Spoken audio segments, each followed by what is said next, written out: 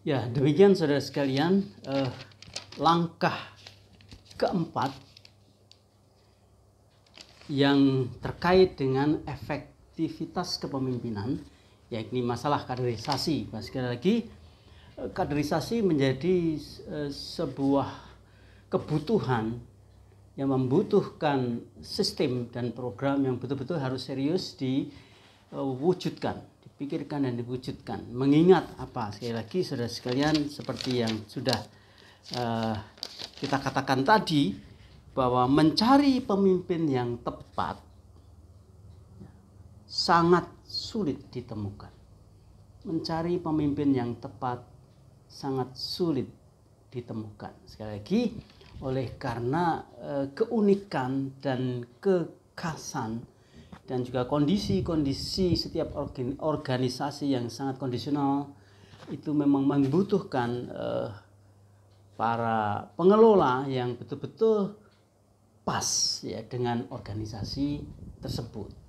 Nah, saudara sekalian, langkah yang kelima yang dikaitkan dengan efektivitas kepemimpinan, langkah kelima ialah yang disebut sebagai perilaku efektif. Perilaku efektif. Ada beberapa poin yang dikaitkan dengan perilaku efektif itu. Setidaknya ada 6 yang perlu bersama-sama perlu dipahami dan juga diusahakan secara semestinya bagi para pengelola organisasi. Perilaku efektif yang pertama ialah menetapkan komunikasi dan menjaga tujuan. Ya, supaya dinamika organisasi ini, supaya kehidupan organisasi itu tetap terjaga bahkan meningkat, maka dibutuhkan komunikasi, sistem komunikasi yang mendukung efektivitas dari kepemimpinan dan juga terus menjaga tujuan organisasi itu apa, fokus gitu ya, menjaga komunikasi dan juga menjaga tujuan itu. Nah, saudara sekalian, saya pernah menonton sebuah video mengenai sepak bola di sebuah daerah gitu ya. Ini unik sekali. Ternyata saudara, di video itu ya ada lucunya tapi juga menarik. Ternyata pada waktu pertandingan itu berlangsung seru, saudara sekalian, di video itu terekam seorang ibu yang terus sambil berteriak-teriak, dia berlari-lari ke sana kemari berteriak-teriak itu di pinggir lapangan. Dia bukan coach, dia seorang ibu ya, bukan pemimpin, dia bukan pelatih, tapi dia lari di sana. Sudah tua ibu, lari sana lari sambil teriak-teriak. Kenapa? Ternyata strikernya itu, penyerangnya itu anaknya gitu. Ya, dia neriak ya anaknya, dia kasih semangat anaknya, dia kasih arahan anaknya. Nah, saudara sekalian, artinya apa? Artinya dia itu poin supaya anaknya itu mencapai tujuan, yaitu menciptakan gol. Nah, itu saya kira memang gambaran yang lucu, cuman ya itu memang itu maksudnya juga. Perilaku efektif yang kelima atau langkah yang kelima dari sebuah efektivitas kepemimpinan itu adalah perilaku efektif. Perilaku yang pertama itu ialah berusaha terus menetapkan komunikasi ya yang efektif ya, dan menjaga tujuan ya, supaya arah organisasi itu terus menerus ke arah pencapaian tujuan ini. Dan kita melihat, saudara sekalian, ada banyak pelajaran indah sekali di Alkitab. Ada satu pertanyaan pada waktu saya kuliah teologi Perjanjian Lama itu, ada satu diskusi begini ya. Semua bangsa itu kan mengenal Tuhan, punya Tuhan dan menyembah Tuhan gitu ya. Semua bangsa punya Tuhan ya. Kalau dilihat di konteks Israel itu tidak hidup sendiri, dia hidup di sekitar bangsa-bangsa lain di sekitarnya. Mesir ya, kita tahu itu, Mesopotamia ya, Asyur, ada banyak bangsa di sekitar Israel. Dan ternyata bukan hanya orang Israel yang memiliki kepercayaan kepada adanya Allah gitu ya. Orang bisa memperdebatkan, kan sebetulnya sama saja. Allah orang Mesir sama Allah orang Israel, Allah orang Asyur kan sama, hanya cara mereka menyebut Allah itu berbeda. Perbedaan itu bukan karena alasan hakiki ya. Perbedaan itu karena lebih bersifat kultural kan, kebudayaan begitu tuh ya. Nah, kalau kita punya perspektif seperti itu, nah kita akan menjadi seorang pluralis ya, dan ternyata berpandangan bahwa semua agama sama dan juga semua bangsa punya kepercayaan kepada Tuhan, yaitu adalah sebuah posisi yang paling tepat. Tapi pertanyaan lebih jauh, memang kita bisa memperdebatkan panjang lebar karena memang Alkitab kita juga mengetahui bahwa Allah itu bukan hanya memiliki gelar ya yang hampir sama, Al, El-Ul, Eloha, Eloah, Elohim itu di daerah Timur Tengah. Tapi yang terlebih lagi Allah itu punya nama, proper name itu tetragrammaton, ya itu dalam dunia teologi. Oke lah, kita bisa berdebat di situ dan mendiskusikan panjang lebar. Tapi intinya di sini, kalau memang semua bangsa itu memiliki kepercayaan kepada Allah ya,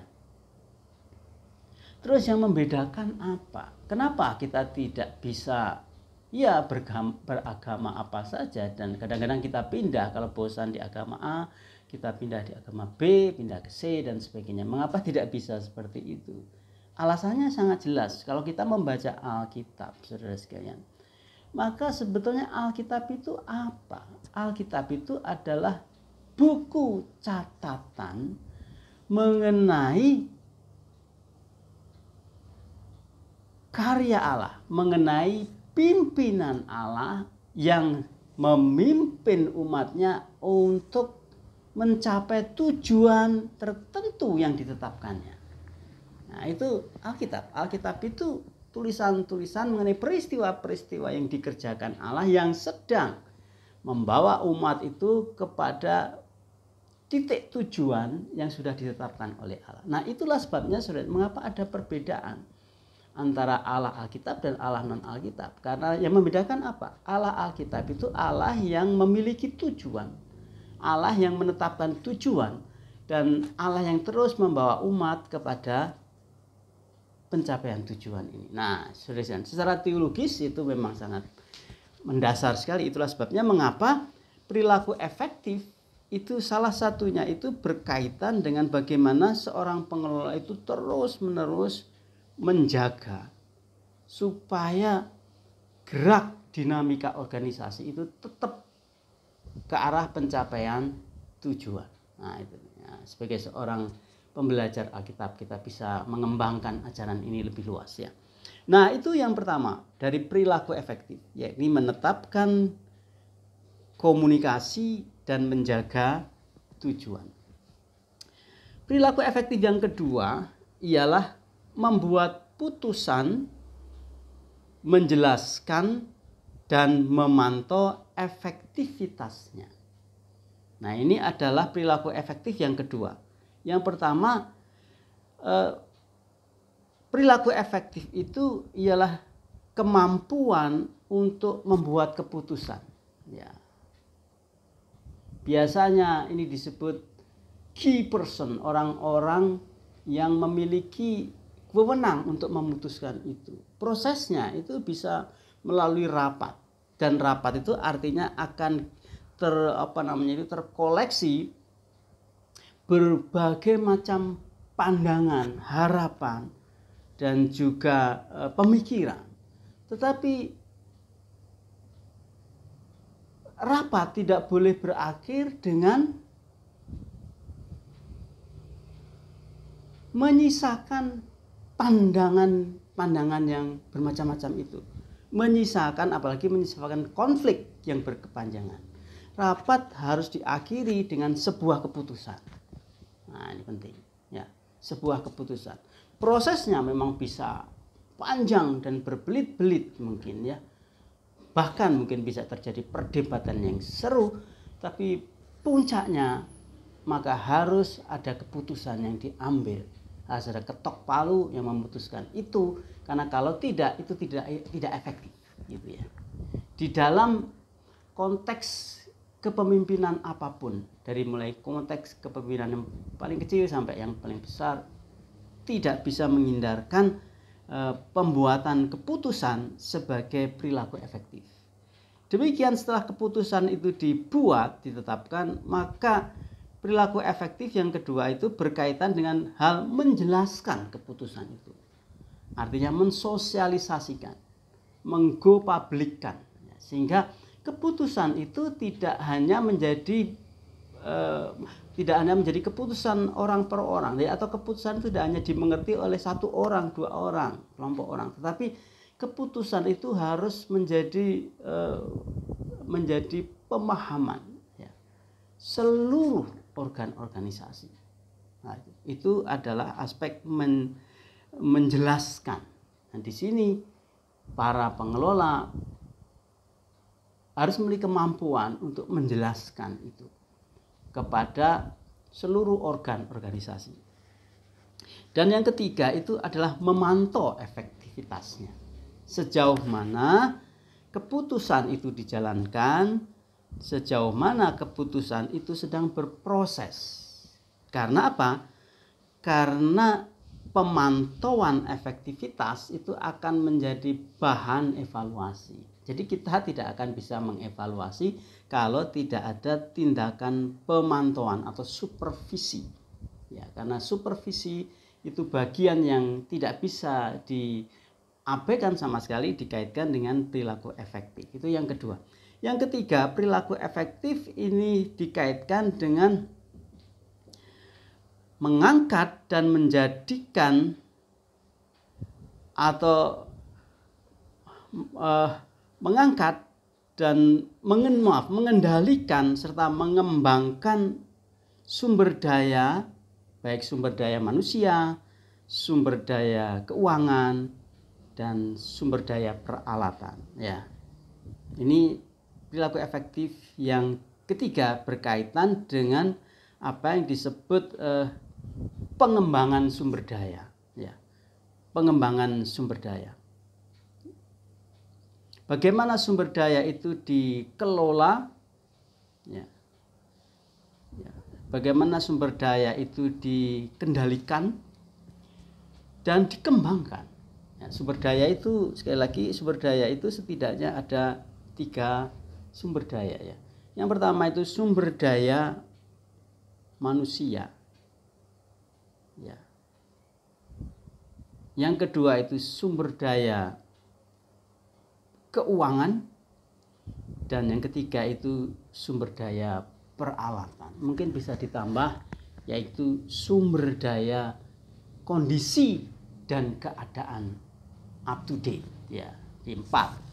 Sumber daya manusia, sumber daya hidup. Yang kedua itu sumber daya finansial, keuangan.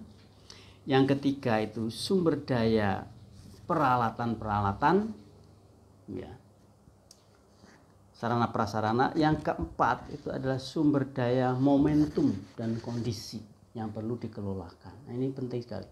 Dibutuhkan latihan untuk peka terhadap menangkap momentum, gitu ya.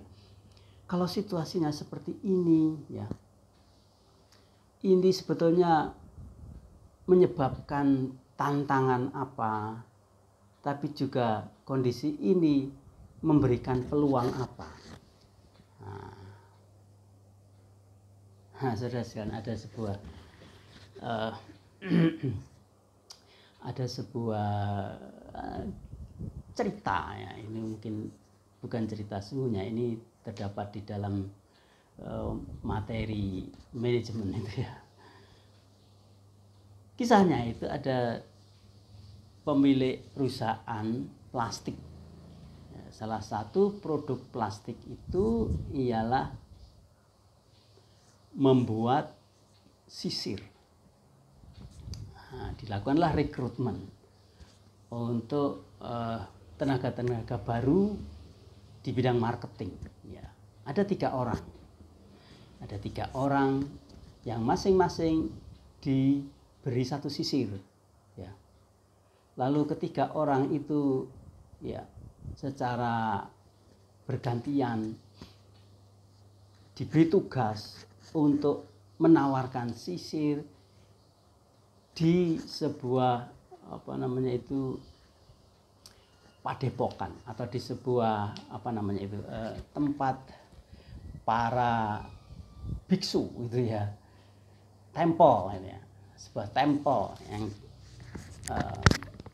yang dihuni oleh banyak sekali biksu gitu ya. Satu orang membawa sisir dalam tasnya itu menawarkan. Tapi dalam perjalanan itu dia itu mikir gini, ya ini apa nggak salah sih gitu loh. Kalau saya nawarkan kepada biksu itu rambutnya kan botak kan gitu ya. Biksu kan nggak perlu potong rambut, apalagi ngecat rambut nggak perlu karena dia rambutnya dibotak. Nah kalau saya menawarkan kepada biksu-biksu yang botak itu, saudara-saudara, pikirnya itu ya nggak mungkin. Akhirnya dia sampai juga ke temple itu ya. Temple ketemu pemimpin biara ya. Apa yang terjadi saya? Dia gak nawarkan sisirnya. Kembali sisirnya tetap aja. Dia laporkan, tanya sama HRD-nya, gimana? Berhasil menawarkan? Dia bilang, tidak. Pak, lah ini tugasnya kan nggak masuk akal. Lu kan masuk akal gimana? Lah mereka semua nggak punya rambut, Pak. Bagaimana saya nawarkan sisir? Ya nanti malah saya dikira menghina. Oh gitu ya sudah. Nah akhirnya marketer kedua itu dikasih tugas yang sama. Bingung juga itu. Waduh ini, tapi tidak tahu calon karyawan yang pertama tadi. Ya tapi tugasnya sama. Dia mikir, oke lah enggak apa ya, ini tugas ya saya laksanakan aja. Nanti kalau nggak dilaksanakan malah saya nggak dapat kerjaan, nggak diterima. Akhirnya datang saudara. Dia memberanikan diri, dia tawarkan kepada kepala biksu. Kepala biksu tanya, kamu jualan apa? Saya jualan sisir. Biksu, saya dapat tugas perusahaan ini, kalau nggak laku saya nggak diterima. Apa yang terjadi saudara? Biksu itu kasihan. Ya sudahlah, saya beli satu. Yang lain biksu enggak usah ya, saya satu aja saya beli. Akhirnya sisir itu sudah laku satu. Lumayan. Singkat cerita, orang yang ketiga dikasih tugas sama. Informasinya sudah diberi, sepanjang perjalanan dia mikir, waduh ini gimana caranya? Hampir putus asa ya. Gimana ya? Tiba-tiba wajahnya cerah. Wah, aku dapat ide. Cepat dia datang ketemu biksu gitu. Tanya sama biksu, kamu ngapain di sini? Saya mau tawarkan. Lu tawarkan sisir lagi? Iya. Lu kami sudah beli tadi kemarin, beli dari temanmu sisir itu. Ya tapi gini loh biksu. Ini kan biksu kan tahu ya.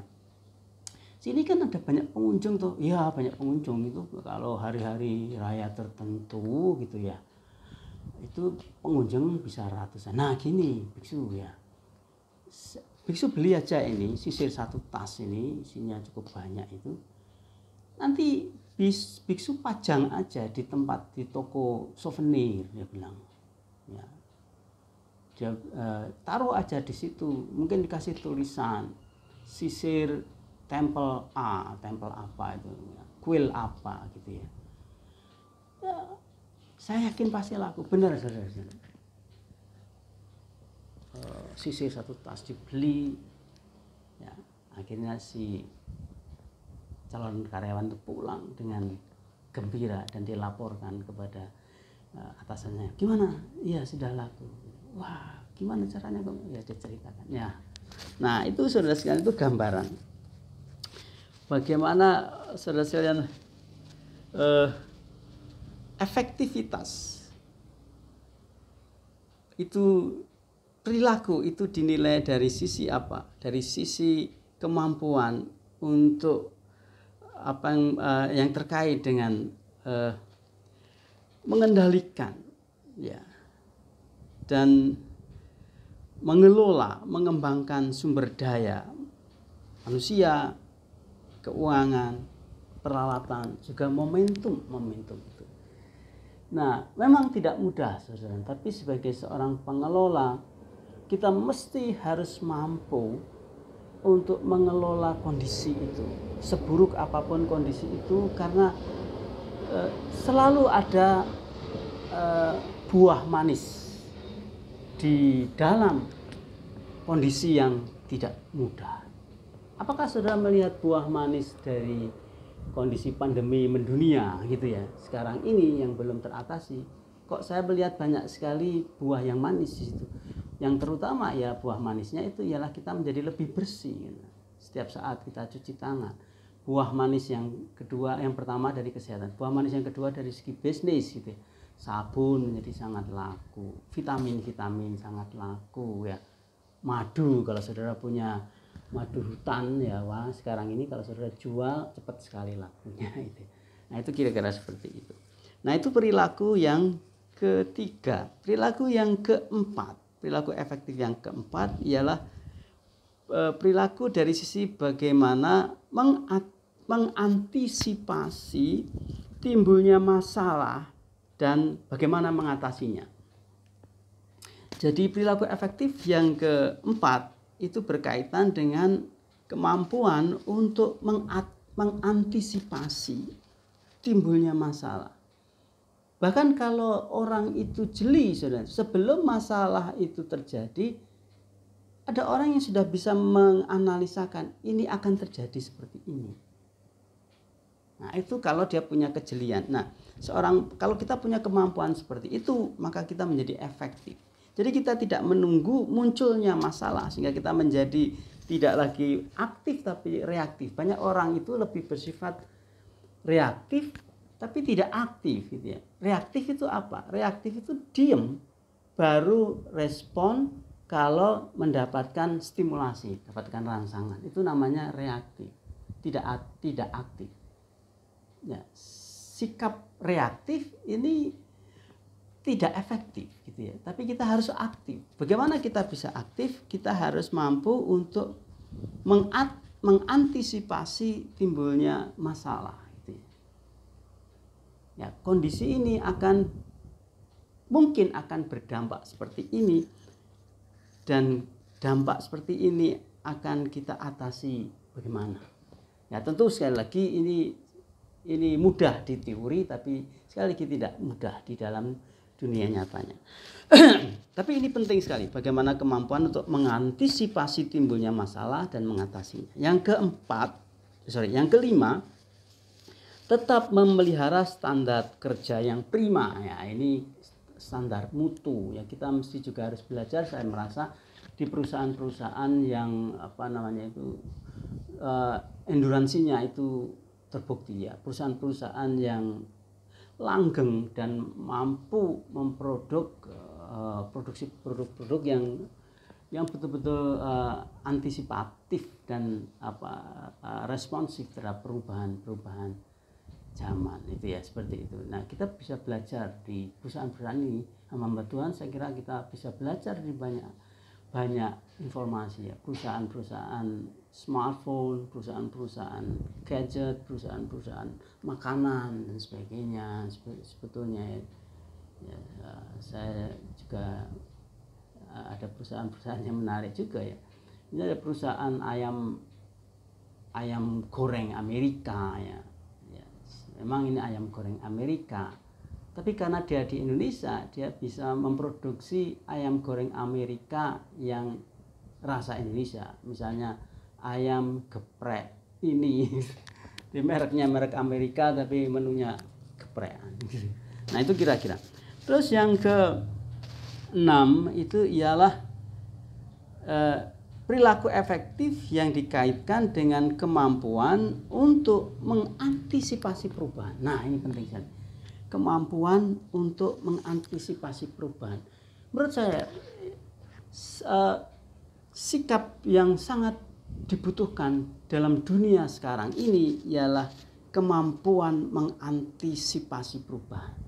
Ya kita mesti harus belajar untuk tidak menjadi orang yang kaku dan kolot. Sekali lagi, bukan berarti kita itu akhirnya tidak punya pendirian. Justru karena kita punya pendirian, kita punya keyakinan, maka keyakinan itu memberikan kepada kita modal yang kuat sekali untuk mampu mengantisipasi perubahan zaman, situasi sosial masyarakat dan sebagainya.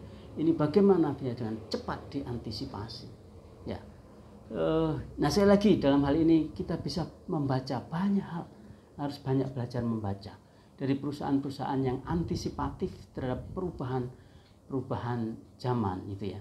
Bagaimana mereka berubah dengan sangat cepat ya. Ya. Contohnya, saudara, ya, mungkin tahun 60-an ke atas gitu ya. TV yang hebat itu yang besar gitu ya. Semakin besar TV-nya itu hebat TV-nya. Saya ingat zaman dulu ya. TV zaman dulu itu apa namanya seperti bivet ya. Wah, semakin besar hebat.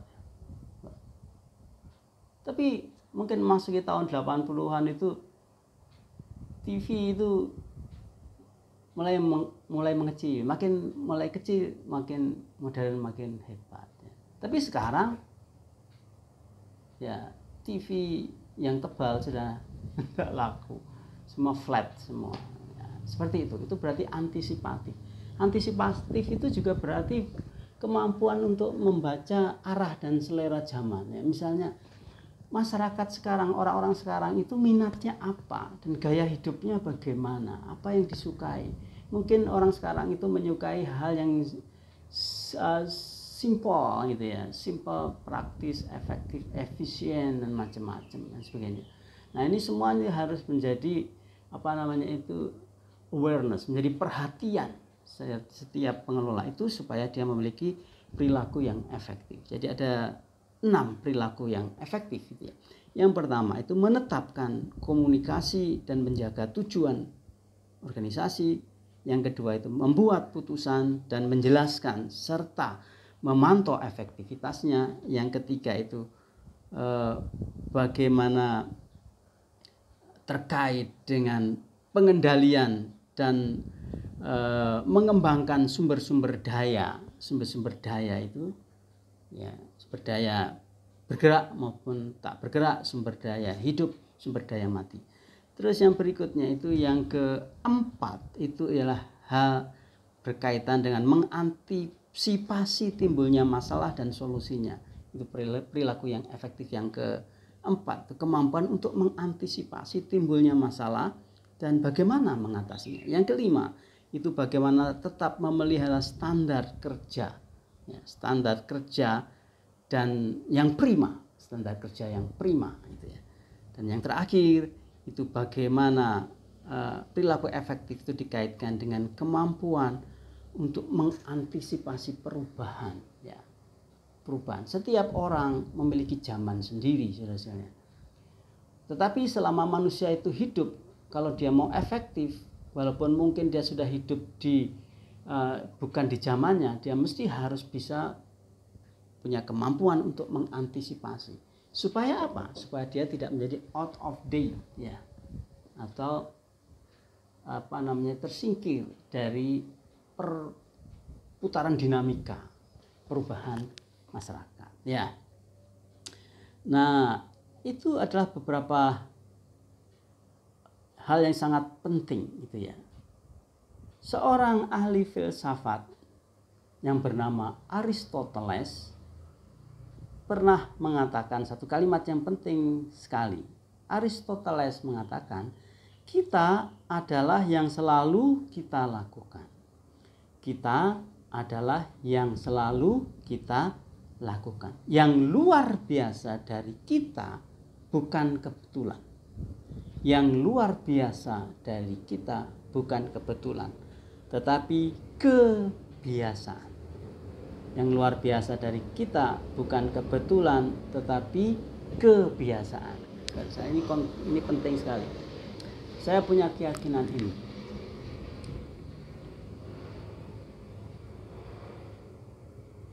Seseorang yang lebih tekun membaca Alkitab, ya pasti dia akan lebih bermutu di dalam pemahamannya terhadap Alkitab itu. Ya. Nah, ini menjadi penting dan saya setuju dengan kalimat Aristoteles ini. Kita adalah yang selalu kita lakukan. Yang luar biasa dari kita bukan kebetulan, tetapi kebiasaan. Ada beberapa negara itu yang penduduknya itu mengalami apa yang disebut sebagai malnutrition gitu ya, atau kekurangan gizi akut gitu ya. Ternyata saudara-saudara, untuk memperbaiki kekurangan gizi itu tidak bisa orang itu dalam satu hari langsung makan banyak makanan satu meja, makanan yang bernutrisi, vitamin, protein semua dimakan sehari, terus akhirnya dia mengalami pemulihan dalam hal malnutrisi. Tidak, karena malnutrisi itu disebabkan kondisi dia kekurangan nutrisi sejak dalam kandungan. Ya. Sehingga saudara bisa bayangkan, kalau dalam umur 12 tahun kondisinya malnutrition seperti itu ya, fisiknya seperti itu, psikisnya seperti itu bukan terjadi karena dia tidak bisa memenuhi nutrisi 1-2 hari, bukan, tapi dia sudah mengalami namanya itu malnutrition itu sejak dalam kandungan itu. Pada waktu dia disusui ibunya juga malnutrition dan sebagainya. Ini berdampak luar biasa. Artinya apa, saudara?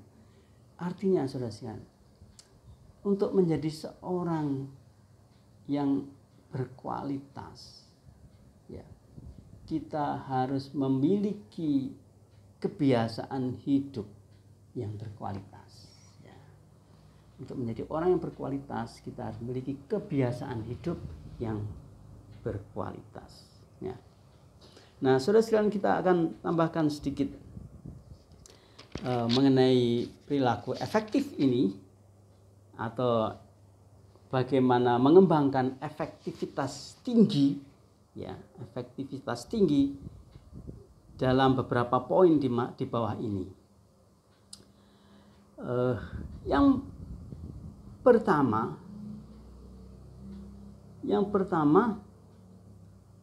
efektivitas tinggi itu bisa dibangun melalui sikap yang efektif. Ya. Setidaknya ada 4 sikap yang efektif di sini. Yang pertama itu sikap berinisiatif untuk aktif, yang sering disebut proaktif. Ya. Tidak pasif tapi proaktif. Yakni sikap punya inisiatif dan aktif. Ya. Saya satu hari itu dapat masukan, ya saudara, kita bisa setuju atau tidak setuju. Satu hari kami dikunjungi pendiri, founder dari SCT Ephrata, namanya Pak Jeff Galison, seorang misionaris dari Amerika. Dia mengunjungi kami dan saya sempat ngobrol-ngobrol dengan beliau. Salah satu yang diobrolkan itu ialah masalah rekrutmen, kaderisasi. Dia memberikan sebuah petunjuk yang sederhana. Pak Sabto, kalau kita mau merekrut orang, coba aja perhatikan dalam kesempatan-kesempatan tertentu. Kalau di ST itu ada tamu, ada mobil mau masuk, ada tamu bawa mobil mau masuk, dan pintu gerbang itu tertutup. Ya. Dan di situ ada cukup banyak mahasiswa. Dan mobil itu parkir di depan pintu, tidak bisa masuk karena gerbang tertutup. Maka sebagai uji pertama, ya, untuk kualitas pengelola itu, coba perhatikan. Mahasiswa yang paling cepat lari menuju pagar dan membukakan pintu untuk tamu masuk, dia itu yang paling bisa dipertimbangkan untuk menjadi seorang pengelola. Itu namanya proaktif dia. Orang itu proaktif. Dia tidak acuh, tidak masa bodoh, tapi dia proaktif gitu ya.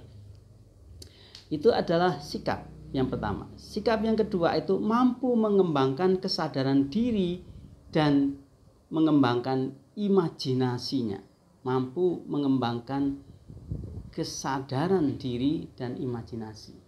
Nah, saudara sekalian, kita perlu melatih diri untuk mengembangkan imajinasi kita. Kalau tidak salah, saya pernah memberi masukan kepada teman-teman mahasiswa di kelas ya. Cobalah kita itu melatih imajinasi kita dengan cara bagaimana?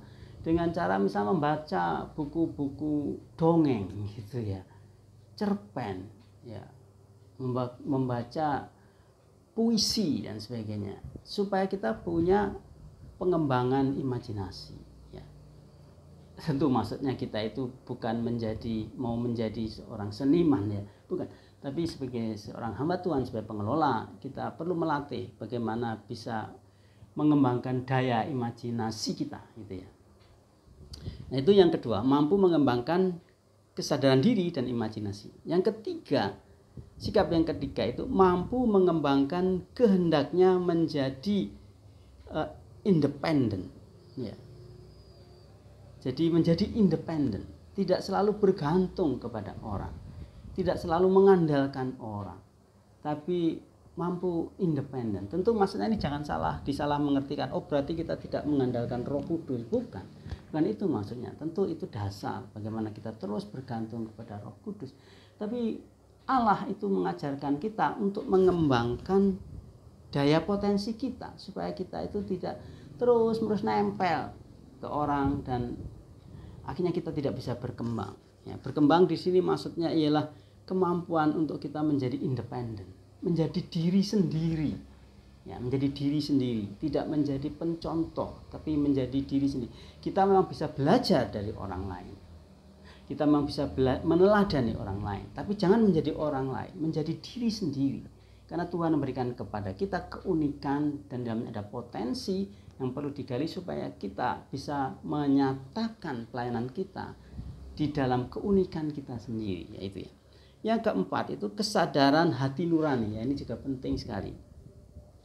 Maksudnya bagaimana? Bagaimana seseorang itu membangun kepekaan hati nurani. Dalam bahasa Inggris itu hati nurani itu ada kata conscience ya. Conscience ya. Conscience itu sendiri gabungan dari dua kata. Co itu bersama-sama dan science itu tahu gitu ya. Jadi sama-sama tahu ini berbicara mengenai suara batiniah dan kepekaan nurani kita, naluri dan nurani kita. Bagaimana kita mengembangkan kepekaan itu nurani kita ya, sehingga kita menjadi pribadi-pribadi yang peka terhadap suara Tuhan dan peka terhadap suara lingkungan. Ini penting sekali, sehingga kita akhirnya terhindar menjadi sebagai orang yang masa bodoh dan sebagainya ya. Tapi kita menjadi peka, sebagai orang yang peka untuk membaca dan memahami keadaan dan sesama kita. Itu yang pertama, itu berkaitan dengan sikap. Yang kedua itu efektivitas tinggi itu bisa dibangun melalui apa yang disebut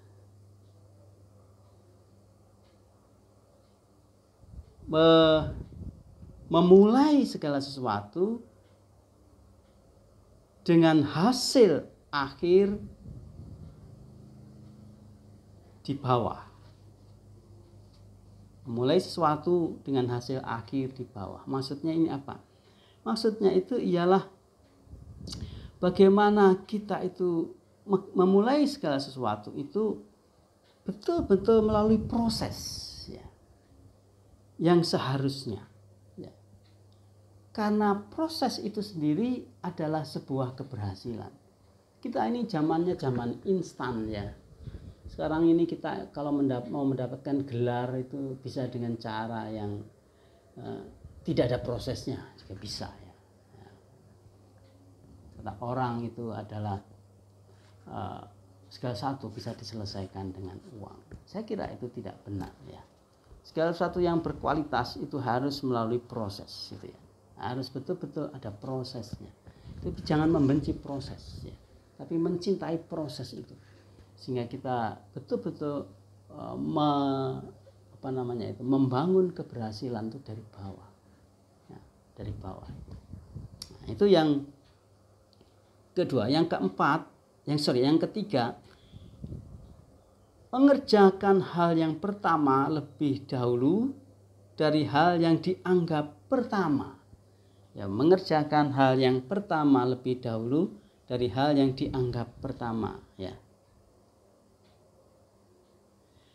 Yang disebut yang pertama itu di dalam pengelolaan itu apa? Yang pertama itu adalah hal-hal yang diyakini akan memberikan dampak perubahan.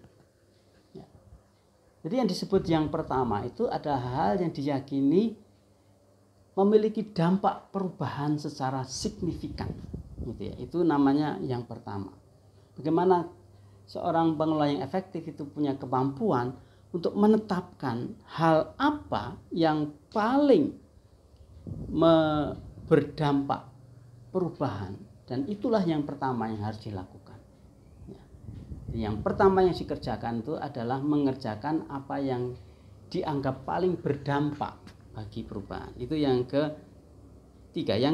Yang keempat adalah menaruh pikiran menang. Ya. Taruhlah dalam pikiran kita itu menang.